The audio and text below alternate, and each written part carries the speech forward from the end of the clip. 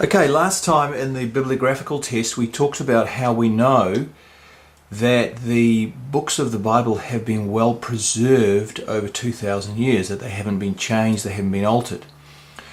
But that doesn't sort out the issue or the problem of how do we know what was recorded here with Jesus and what was written here between 50 and 75 AD was accurate. They could have just told a lie, and what we have, or lies here and lies here, and all we have then is a well-preserved lie. So we need to be able to answer people, how do we know this, that what was written was accurate? Well, the first thing that you need to know is that the documents of the New Testament were written by eyewitnesses, or many of them were eyewitnesses of events. They are first-class witnesses who recorded, who were actually there when Jesus was doing his miracles and heard what he said and recorded and saw it with their own eyes and recorded it in writing. So that's the first thing. The second thing is that there are witnesses, there are enemies who were living at the time when these documents were circulating. So for example, the documents were written between 50 and 75, the New Testament documents, and at that time there were enemies of the Christian faith who were living, and they'd also seen and heard what Jesus was saying. So if what was written here and what was said here was changed here, or changed from here even, then the enemies of the faith would have been quick to pick it up. Parliaments operate a little bit like this. You have an opposition party to keep the ruling party honest. And so there were enemies of the Christian church existing at that time. So that's the second point. First one is eyewitnesses, the second one is enemies. The third point that helps preserve the documents and keep them honest and accurate is the authors. It's the question of what we call authorship. Now the authors were alive. The people who wrote the New Testament books from 50 to 75 AD, they were alive when their books started to circulate. Now, if somebody wrote a book and somebody else changed what was written in their book, who'd be the first to know it? The author. And so another factor which helped preserve the authenticity or the accuracy of what was written was the fact that these authors were alive when their books were circulating. And finally, scholars say, by the way, these are all what we call the internal tests to test whether a document is actually accurate, is telling the truth. The other test that they use is the record of human failings. It just seems that the documents that we have in the New Testament, they just seem to be honest, because they don't just say all the good things, they actually talk about the failures. Like Jesus, for example, saying, "Oh my God, why have you forsaken me?" on the cross. Peter's denial of Jesus. Thomas's doubting. They just sort of have what we call the ring of truth about them, don't they? And so scholars look at all this and they go, it's probably highly likely that what was recorded here about Jesus and what was written formally here between 50 and 75 AD was accurate, was honest, because of all these influences. And then they come to what we call the external evidences. Now this is interesting, because Jesus was a very high-profile figure, and at the time when he lived, the Romans and others were recording history. So, being very high-profile, they would have recorded also what Jesus said and did. So what scholars do is they go like this. They say, well, here's the record of Matthew, Mark, Luke and John and what they say about Jesus. Now they could have made this up. So what we need to do is we need to find sources of the life and of Jesus, which recorded the life of Jesus outside of the Christian circle.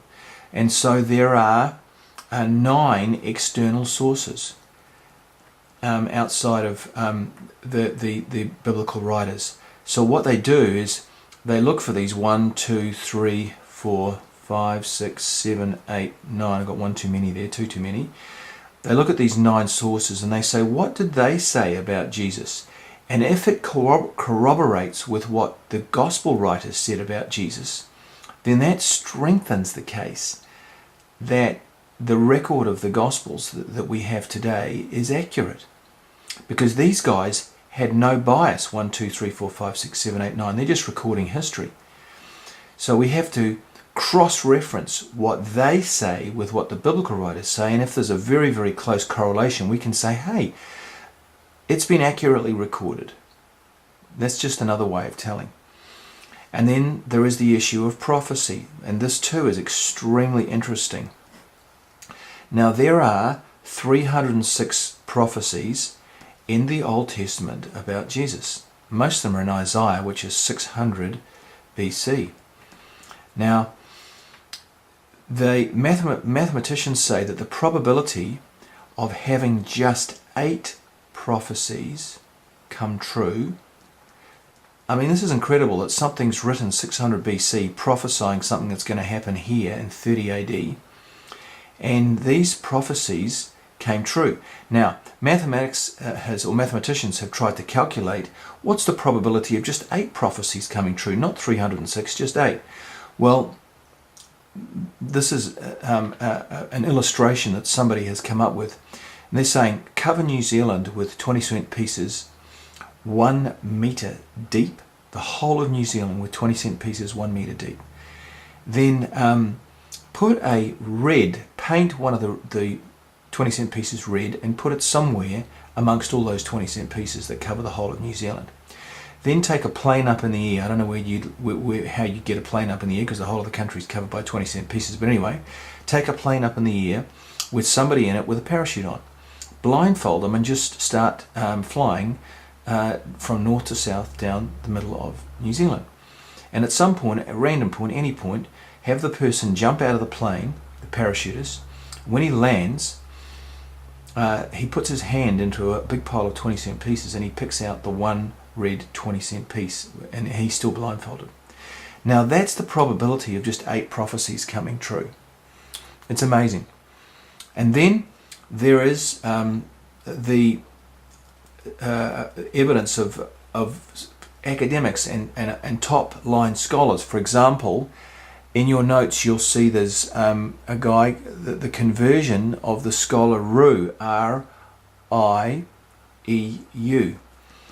and the story of how he was converted. He was asked to do a translation of the New Testament from Greek to English, and as he did that, he said that the books that he was reading were extraordinarily alive. He got saved through that. And so you put all this together and you have to say, look, the books seem to be alive. When you read the New Testament, they're living, they're not dead, they're not like any other book. Second thing, you've got all these prophecies that came true. They were written 600 years before Jesus. And the probability of all these prophecies coming true is just so huge. It's so small. That has to be divine for that to have happened. For all this to have happened, it must have been God. And then you've got the external cross-referencing of people who are writing about Jesus outside of the biblical writers, and how that helps to strengthen the case for the records being true and accurate. And then you've got the internal, the witnesses, the enemies, the authorship, the record of human failings, the ring of truth. It's all there. So if you can just remember those, the witnesses, the enemies, the authorship, the human failings, the external influences, the 9 different recordings of the life and the sayings of Jesus outside of the biblical writers, and then prophecy, and then the conversion of Rieu. All right, there you have it. God bless you.